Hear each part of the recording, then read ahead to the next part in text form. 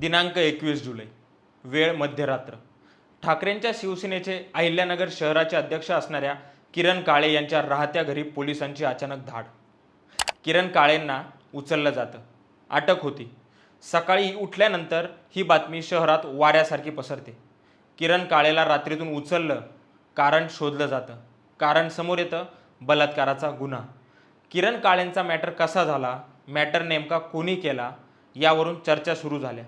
या चर्चांमध्ये विक्रम राठोडांपासून अभिषेक कळमकर, निलेश लंके, संजय राऊत, गिरीश महाजन सगळ्यांनीच उडी घेतली. अर्थ समजतोय? मॅटर मोठा आहे. आता हा मॅटर नेमका काय आहे तो समजून घेऊयात. काही दिवसांपूर्वीच अहिल्यानगर महानगरपालिकेत 400 कोटींचा घोटाळा झाल्याचा आरोप किरण काळे यांनी केला होता. महानगरपालिकेत भ्रष्ट अधिकारी, ठेकेदारांच्या गँगने महायुती सरकारच्या वरद हस्ताने संगनमत करत 2016 ते 2020 या 4 वर्षाच्या कालावधीत 776 रस्त्यांच्या सुमारे 350 ते 400 कोटींहून अधिक रकमेचा महाघोटाळा केल्याचा आरोप किरण काळे यांनी केला. त्याच्या काही दिवसानंतरच किरण काळे यांच्या विरोधात 21 जुलै रोजी रात्री उशिरा बलात्काराचा गुन्हा दाखल झाला. गुन्हा दाखल होताच पोलिसांनी किरण काळे यांना राहत्या घरातून अटक केलं.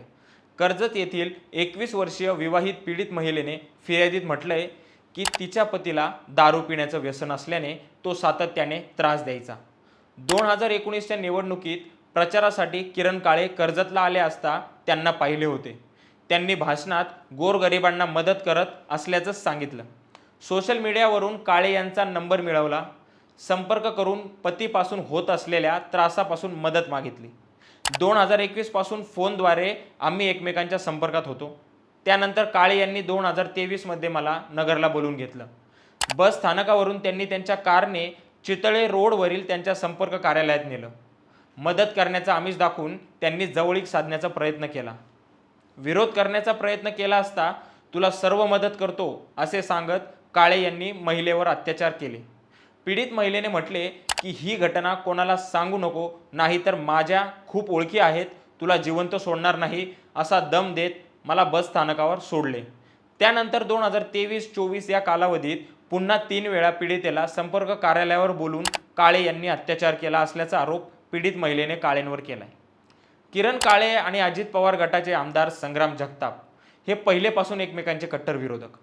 अहिल्यानगर शहरात आमदार संग्राम जगतापांच्या विरोधात प्रखरपणे आपली भूमिका मांडणारे व खडेबोल सुनावणारे विक्रम राठोड आणि किरण काळे हे दोनच. किरण काळे हे पहिले काँग्रेसमध्ये होते, तेव्हा त्यांनी संग्राम जगतापांचा विरोध केला आणि आता ते ठाकरेंच्या शिवसेनेत आहेत. आताही ते विरोधातच आहेत. लोकसभेच्या काळात किरण काळे यांनी लंकेसाठी केलेलं काम हे सुजय विखेंनी पाहिलं व संग्राम जगतापांनी सुद्धा पाहिलं. पण एवढं करून किरण काळे थांबले नाहीत. विधानसभेला संग्राम जगतापांवर केलेले आरोप व अभिषेक कळमकरांना केलेली मदत ही संग्राम जगतापांच्या चांगली जिव्हारी लागली होती. किरण काळेंना अटक करण्याचा टायमिंग जर तुम्ही बघितला तर यातून बरीचशी गणितं ही आपोआप जुळून येतात.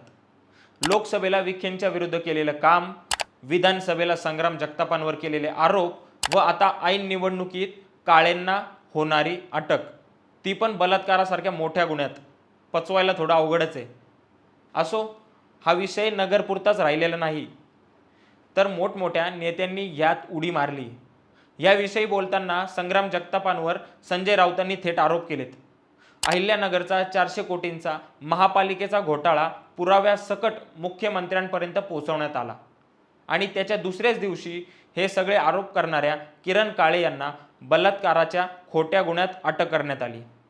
हा तुमचा कायदा? किरण काळे यांना ज्या पद्धतीने अटक केली तेच याआधी सुद्धा आमचे एक माजी महापौर अशाच एका खोट्या गुन्ह्यात अडकवले गेले होते, तेही संग्राम जगतापांमुळेच.